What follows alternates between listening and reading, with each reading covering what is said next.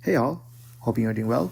So the other day I finally played the latest Call of Duty game, Black Ops 6. Now, growing up, COD used to be my favorite franchise. I especially loved the first Black Ops game. The story was just too good.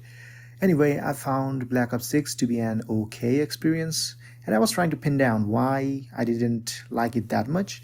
I think that a big part of it is that all of it has been done so many times in COD games and in games in general. The last moment cinematic escape, the dream slash psychedelic slash hallucinogenic sequences, shocking betrayals, all that. So none of it really feels impactful anymore like it used to. I starkly remember this one sequence in the game where I was climbing a ladder just like I had done tens of times before in the game. As I was approaching the top, the camera control suddenly gets taken away from me to play a climbing animation. And at that moment, I realized that what was going to happen. The game wanted to play a cinematic sequence, and that whole surprise factor was gone. Now I get it. I've been playing games for so long, and I'm probably just too jaded. With each game, it becomes harder for the devs to make something that will excite me. And I definitely think that it's a big part, but there's another thing, and I am to blame for it. And that is the fact that I make video games. If you're a game dev, you probably know what I'm talking about. As a game dev, it's very hard for me to look at a game and not wonder about how certain features were implemented or how the underlying systems work. And that analysis ruins the immersion and the feeling of wonder.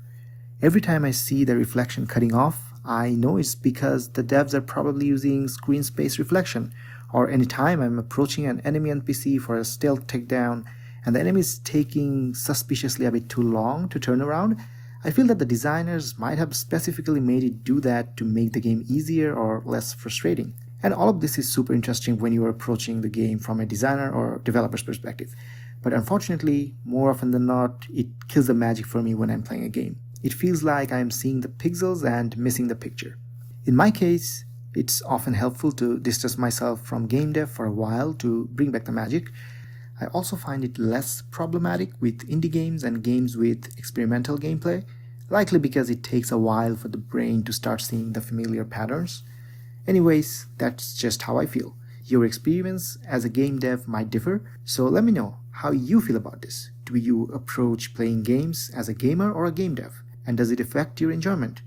That's all for today. Like, subscribe, and share the video, and maybe hit the bell icon. Cheers!